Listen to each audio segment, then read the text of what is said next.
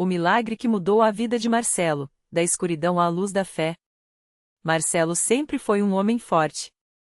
Trabalhador, pai de 2 filhos, esposo dedicado. Mas por trás daquele sorriso forçado, havia uma batalha silenciosa que o consumia há anos. O diagnóstico havia caído como uma bomba: transtorno afetivo bipolar. Os médicos disseram que era uma condição para a vida toda, controlável apenas com remédios que o deixavam sonolento, sem vontade de viver. Os altíssimos momentos de euforia eram seguidos por abismos de depressão tão profundos que, em alguns dias, ele não conseguia nem sair da cama. A família sofria junto. Sua esposa, Ana, chorava em silêncio, vendo o marido que amava se afastar pouco a pouco. Os filhos, ainda pequenos, não entendiam por que o papai às vezes ficava estranho, irritado ou apático. As crises se agravaram quando Marcelo perdeu o emprego. A instabilidade emocional o fez tomar decisões impulsivas no trabalho, e o desespero financeiro só piorou seu quadro. As dívidas se acumulavam, e a sensação de fracasso o oprimia. Uma noite, depois de uma discussão forte com Ana, ele se trancou no banheiro, olhando para o espelho. Quem era aquele homem de olhos vazios? Onde tinha errado tanto? Foi então que, em um gesto de desespero, pegou o telefone e digitou no Google: como encontrar paz? Entre os resultados, um vídeo chamou sua atenção: testemunho de cura na Igreja Universal, Deus muda histórias. Com lágrimas nos olhos, clicou. O que viu ali foi diferente de tudo que já tinha ouvido. Pessoas como ele, quebradas, contando como haviam sido libertas de doenças, vícios, depressão. Havia algo naqueles olhos brilhantes, naqueles sorrisos genuínos, que o fez sentir uma faísca de esperança. No dia seguinte, mesmo com vergonha, Marcelo entrou em uma igreja universal do Reino de Deus próxima à sua casa. O templo estava cheio, a música tocava forte, e o pastor, com uma voz firme e cheia de autoridade, falava sobre a fé que move montanhas. Marcelo se sentou no fundo, com medo de ser julgado, mas algo o segurou ali. O pastor começou a falar sobre as correntes de oração, explicando que Deus opera milagres quando seu povo se une em fé. Não importa o que os médicos disseram, não importa o que a ciência diz, para Deus, nada é impossível, declarou. Marcelo sentiu o coração acelerar. Quando o pastor pediu que quem precisasse de um milagre levantasse a mão, ele hesitou, mas uma força interior o fez erguer o braço trêmulo. Imediatamente, um obreiro se aproximou, colocou a mão em seu ombro e disse: Deus vai te curar, irmão. Você veio ao lugar certo. Naquela noite, Marcelo participou de sua primeira fogueira santa. O pastor ungiu o óleo e orou com uma autoridade que ele nunca tinha visto antes. Em nome de Jesus, quebra-se essa maldição. Saia, espírito de depressão, saia em nome do Senhor. Marcelo sentiu algo estranho, como se uma pressão saísse de dentro dele. Começou a chorar sem parar. As pessoas ao redor o abraçavam, orando em línguas, declarando sua libertação. Quando saiu dali, pela primeira vez em anos, sentiu uma leveza no peito. Mas o pastor foi claro: a cura vem pela fé, mas também pela obediência. Você precisa persistir. Marcelo começou a frequentar as vigílias de oração às terças e sextas. Participou da campanha dos 70 dias de jejum e oração, mesmo achando impossível no início. Ana, no começo cética, começou a ir com ele depois de ver a mudança em seus olhos. Os pastores ensinaram sobre o dízimo e as ofertas, não como uma obrigação, mas como uma aliança com Deus. Quando você honra a Deus com suas finanças, Ele abre o céu sobre você, disse o bispo em um culto. Marcelo, mesmo com pouco, começou a dizimar com fé. E algo incrível aconteceu: uma proposta de trabalho chegou quando menos esperava. Não era um emprego qualquer, que era melhor do que o anterior, com um salário que cobriria todas as dívidas. Mas o maior milagre ainda estava por vir. Após 3 meses frequentando a igreja, Marcelo percebeu que as crises de humor haviam diminuído drasticamente. Os remédios, que antes eram essenciais, já não faziam falta. O psiquiatra, surpreso, reduziu a dosagem até suspendê-la. Isso não tem explicação médica, admitiu. Marcelo sorriu, porque ele sabia a explicação: era a mão de Deus. O dia mais emocionante foi quando ele subiu ao altar para dar seu testemunho. Com a voz embargada, contou como Deus o tinha libertado. Eu era um homem morto por dentro. Mas aqui, nesta igreja, encontrei a vida. Não foi medicina, não foi psicólogo, foi Jesus. O templo explodiu em glórias a Deus. Ana, ao lado dele, chorava de alegria. Os filhos, agora felizes, corriam para abraçá-lo depois do culto. Hoje, Marcelo é um homem transformado. Não só está curado, como se tornou um obreiro na igreja, ajudando outros que chegam quebrados como ele já foi. Aprendeu que a fé não é passiva, que é luta, é persistência, é crer mesmo quando tudo parece impossível. Deus não muda as coisas por acaso. Ele muda quando a gente toma uma atitude. Quando a gente ora, jejuou, dá o dízimo, participa das campanhas, aí sim, os milagres acontecem, diz ele, com convicção. Sua lição de vida? Nunca desista. Mesmo que o mundo diga que não tem jeito, mesmo que os médicos digam que é para sempre, que em Deus, tudo tem solução. Basta você dar o primeiro passo. Eu dei, e hoje sou livre. E assim, mais uma história de vitória escrita nas páginas da Igreja Universal do Reino de Deus, onde a fé move montanhas, e onde nenhum caso é impossível para aquele que tudo pode. Naquela mesma igreja, enquanto o testemunho de João ainda ecoava nos corações, uma mulher chamada Maria sentava-se nos últimos bancos, com as mãos trêmulas e os olhos cheios de lágrimas. Ela tinha chegado ali arrastada pela dor, depois de anos ouvindo dos médicos que sua filha, Ana Clara, de apenas 7 anos, nunca mais andaria. Um acidente de carro tinha deixado a menina paralisada da cintura para baixo, e os especialistas eram unânimes: não há recuperação possível. Aceitem a realidade. Mas Maria não aceitou. Ela já tinha ouvido falar dos milagres que aconteciam naquele lugar, das pessoas que saíam de cadeiras de rodas, dos diagnósticos que mudavam depois de um toque de fé. E ali, enquanto o pastor falava sobre a importância de não desistir, algo dentro dela se acendeu. Se Deus fez por aquele homem, por que não faria por minha filha? Pensou, enxugando as lágrimas. No dia seguinte, ela voltou à igreja com Ana Clara nos braços. A menina, mesmo sem entender direito o que acontecia, sorria ao ver tanta gente orando. Maria se ajoelhou na frente do altar, com a filha no colo, e começou a clamar. Não foi um pedido tímido, foi um grito de guerra. Senhor, o Senhor disse que tudo é possível ao que crê. Eu creio. Eu não vou sair daqui sem a minha filha andando. As lágrimas caíam, mas sua voz não tremia. Ao lado dela, outras mulheres da igreja se uniram em oração, impulsionando sua fé. O pastor se aproximou, colocou as mãos sobre a cabeça de Ana Clara e começou a orar com autoridade. Em nome de Jesus, eu determino que esses nervos se restaurem. Que essas pernas recebam força. Que essa criança se levante e ande para a glória de Deus. O ambiente ficou carregado de uma presença sobrenatural, como se o próprio céu estivesse se inclinando para ouvir aquele clamor. De repente, Ana Clara mexeu os dedinhos do pé. Maria quase não acreditou, que era um movimento pequeno, quase imperceptível, mas era real. A mamãe, eu sinto formigamento, disse a menina, com os olhos arregalados. O pastor, percebendo o sinal, aumentou a intensidade da oração. Agora, em nome de Jesus, levante-se. E, para espanto de todos, Ana Clara, com um esforço que parecia sobre-humano, apoiou as mãos nos braços da mãe e se levantou. Primeiro foram passos trêmulos, incertos, como os de um bebê aprendendo a caminhar. Mas a cada segundo, suas pernas ganhavam mais força. A igreja inteira explodiu em louvor. Maria caiu de joelhos, chorando sem parar, enquanto Ana Clara, agora de pé, pulava de alegria nos braços da mãe. Mamãe, eu tô andando. Eu tô andando, gritava a menina, sem acreditar. Os médicos que antes haviam dado o veredicto final agora não tinham explicação. Exames posteriores mostravam atividade neural onde antes não havia nenhuma. Isso não tem lógica médica, disseram. Mas Maria sabia a verdade, não era lógica, era milagre. E aquele milagre não tinha sido só para Ana Clara, tinha sido para ela também, que aprendeu que a fé não é só esperar, é lutar. É não aceitar um não como resposta quando Deus já disse assim. Hoje, Ana Clara corre pelo pátio da igreja, brinca com as outras crianças e, toda semana, sobe ao altar para dar seu testemunho. Jesus me curou, diz ela, com a simplicidade e a convicção de quem viveu o impossível.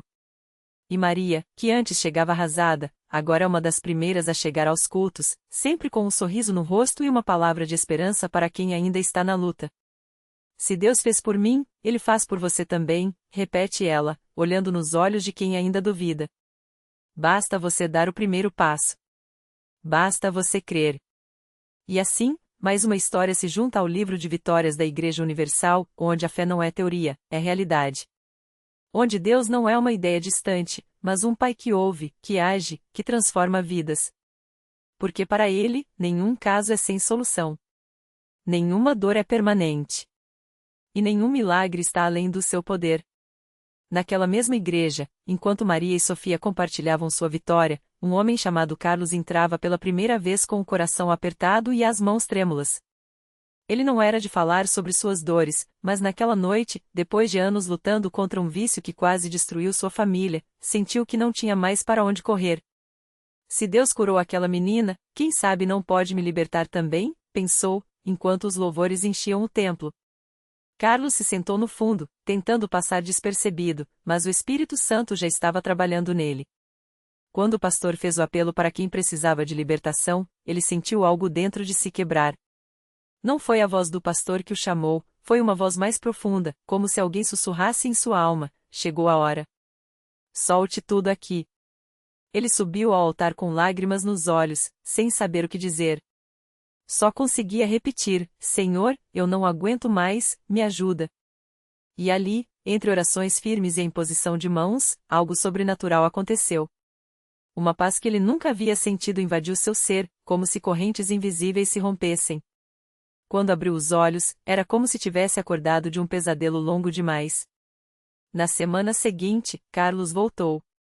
Não mais escondido, mas com a cabeça erguida. Eu não sinto mais vontade, confessou ao pastor, surpreso consigo mesmo. É como se aquilo que me dominava por anos simplesmente não tivesse mais poder sobre mim. Sua esposa, que o acompanhava em silêncio, chorou ao ouvir aquelas palavras.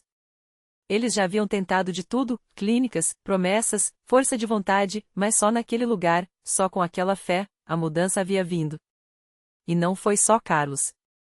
Do outro lado do templo, Dona Ana, uma senhora de 72 anos que chegará arrastando uma bengala e o peso de uma artrose que os médicos disseram ser sem cura, sentiu um calor percorrer suas pernas enquanto o bispo orava pela congregação. Levante-se em nome de Jesus, foi a ordem que ouviu. No início, hesitou. Mas então, como se uma força invisível a puxasse, ela se apoiou na cadeira, e se levantou. Sem dor. Sem a bengala. Caminhou até o altar sozinha, entre gritos de alegria e glórias a Deus. Eu não preciso mais disso, disse, jogando a bengala no chão, enquanto as lágrimas escorriam por seu rosto enrugado. Deus me deu pernas novas. A cada culto, mais testemunhos como esses ecoavam naquele lugar. Um jovem que recuperou a visão depois de um acidente que os médicos chamaram de irreversível. Uma mãe que recebeu seu filho de volta, depois que ele, envolvido com as ruas, apareceu na porta de casa dizendo que algo o havia feito voltar. Um casal que, após anos de infertilidade, chegou chorando com um exame positivo nas mãos. Não eram coincidências. Não era sorte. Era a mão de Deus se movendo, provando mais uma vez que onde a medicina diz a não, onde a ciência abaixa a cabeça, onde o desespero quer tomar conta, ele está pronto para agir. Basta um coração disposto a crer. E assim, a Igreja Universal continuava sendo um farol. Não por causa de paredes ou estruturas, mas porque ali, entre pessoas comuns, Deus escolheu revelar seu poder. Porque ali, o impossível vira testemunho. A dor vira alegria. E cada vida transformada se torna uma prova viva de que, quando alguém diz a Deus não faz mais milagres, é porque ainda não entrou por aquelas portas. Naquele mesmo domingo, enquanto os louvores ecoavam pelas paredes simples do templo, uma mulher chamada Marisa entrou arrastando os pés, como se cada passo pesasse uma tonelada. Seus olhos estavam inchados de tanto chorar, e nas mãos, trazia um envelope amassado com o diagnóstico que nenhum médico teve coragem de dar com esperança: câncer em estágio avançado, metastático. Os médicos haviam dito que ela tinha, no máximo, 3 meses. Seu marido, ao lado, segurava sua mão com força, mas os olhos dele também estavam cheios de lágrimas contidas. Ela não sabia por que tinha entrado ali. Talvez fosse desespero. Talvez fosse a última cartada. Mas quando o pastor começou a falar sobre a fé que move montanhas, algo dentro dela estremeceu. Não era uma emoção passageira, era como se uma voz sussurrasse em seu coração: aqui você vai encontrar a resposta. O pastor nem sabia do diagnóstico dela, mas quando chamou os enfermos à frente, Marisa sentiu que aquela chamada era pessoalmente para ela. Tremendo, ela se levantou. As pessoas ao redor começaram a orar, mãos estendidas, vozes unidas em uma só petição. Alguns choravam, outros declaravam: Jesus cura. Jesus liberta. Ela fechou os olhos e, pela primeira vez em semanas, sentiu uma paz que não vinha de remédios ou palavras de consolo humano. Naquela noite, Marisa sonhou com uma luz branca envolvendo seu corpo. Acordou suando, mas com uma certeza inexplicável: estava curada. Seu marido, assustado com a mudança repentina em seu rosto, não disse nada, apenas a abraçou forte. Na segunda-feira, ela foi ao hospital para começar a quimioterapia. Os médicos, ao repetirem os exames de rotina, ficaram em silêncio. Depois, um deles olhou para ela com os olhos arregalados: não tem mais nada. Os tumores sumiram. Isso não tem explicação médica. Marisa sorriu. Ela sabia a explicação. E naquele momento, não precisava provar nada para ninguém. Bastava agradecer. No domingo seguinte, ela voltou à igreja, mas dessa vez, não era para pedir. Era para testemunhar.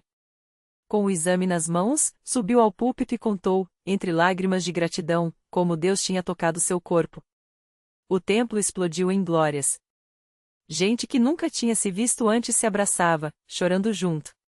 Porque ali, mais uma vez, o impossível tinha se tornado real. E não parou por aí. Um jovem viciado em drogas, que havia sido trazido à força pela mãe, caiu em prantos durante a oração, entregando sua vida a Jesus. Uma senhora que não conseguia andar há anos se levantou do cadeirão e deu os primeiros passos, apoiada apenas na fé. Um homem endividado recebeu uma ligação no meio do culto: a dívida que o sufocava havia sido perdoada por um erro burocrático, coisa que ele chamou de milagre disfarçado. Cada história era diferente, mas todas tinham o mesmo final: Deus não tinha esquecido deles. E a Igreja Universal, com suas portas sempre abertas, continuava sendo o lugar onde o céu e a terra se encontravam.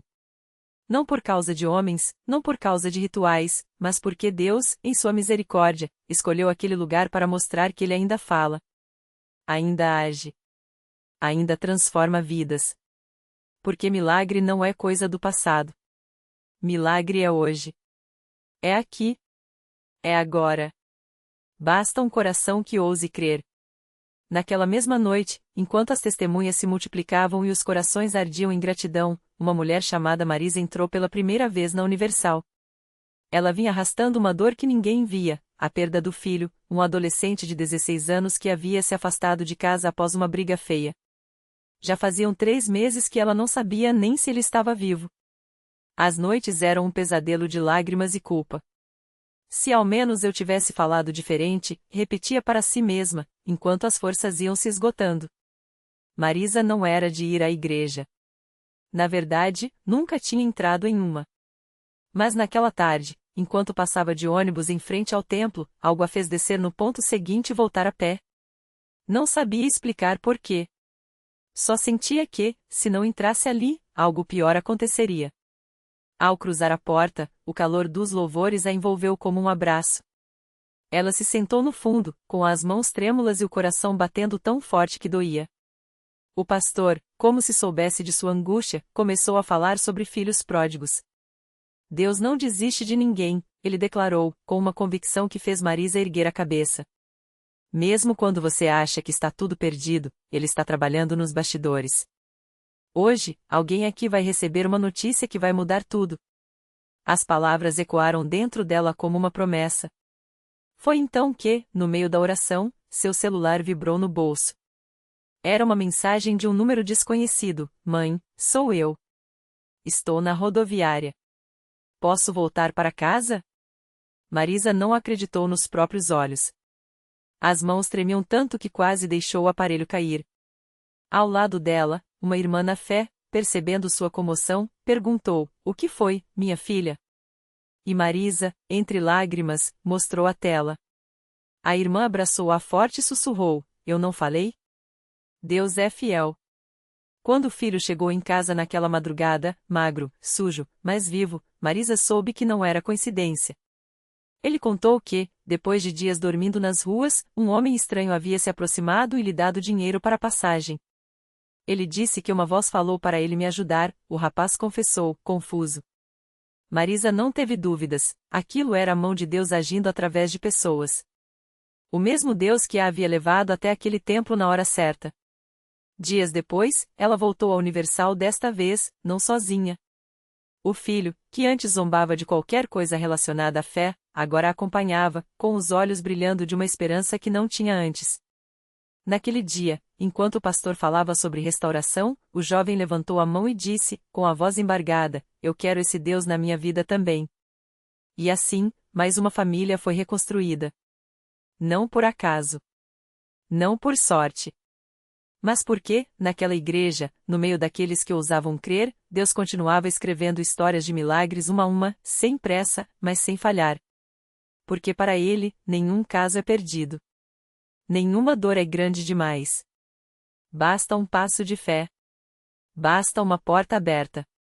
Basta um coração que diga, aqui estou, Senhor. Faz em mim o que só Tu podes fazer. O milagre completo. Naquela noite, enquanto a mãe e o filho se ajoelhavam juntos no altar, algo sobrenatural aconteceu. O jovem, que há anos lutava contra uma dependência que o consumia, sentiu um calor invadir seu peito, como se mãos invisíveis o libertassem das correntes que o aprisionavam. Lágrimas escorriam sem controle enquanto ele sussurrava, estou livre. Finalmente, estou livre. Não foi um processo longo, nem uma batalha arrastada, foi a graça agindo na hora certa, como só Deus sabe fazer. Nos meses seguintes, a transformação foi visível. O rapaz, antes recluso e amargurado, passou a sorrir com facilidade, a ajudar em casa, a compartilhar sua história com outros que ainda estavam perdidos. A mãe, que tanto orara em silêncio, viu seu maior sonho realizado, não apenas a cura do filho, mas a restauração do lar. As refeições voltaram a ser momentos de riso, as noites de insônia deram lugar à paz, e até os vizinhos comentavam, algo mudou naquela família. Reflexão final. Deus não age por acaso, mas por propósito. Às vezes, Ele permite que a tempestade dure mais do que gostaríamos, não por crueldade, mas para que, quando a bonança chegar, saibamos que foi Ele e só Ele quem acalmou as águas. Aquele jovem não foi salvo porque merecia, mas porque alguém creu por ele quando ele mesmo não conseguia. Isso é amor, interceder pelo outro mesmo quando ele ainda está de costas para a luz. Lição de vida. Nunca subestime o poder de uma oração persistente ou de um convite dado com amor. Muitas vezes, somos a ponte que Deus usa para alcançar quem está se afogando. E se hoje você sente que seu caso é perdido, lembre-se, para Deus, não há tarde demais. Basta um passo mesmo trêmulo em sua direção. Ele não apenas restaura, ele recria. E quando ele age, até os céticos se rendem, porque milagres não se explicam, eles se vivem. Assim, naquela igreja simples, entre lágrimas e sorrisos, mais uma história foi escrita no livro da graça. Não com tinta, mas com fé. Não com palavras, mas com vidas transformadas. Porque Deus ainda faz o impossível um coração de cada vez.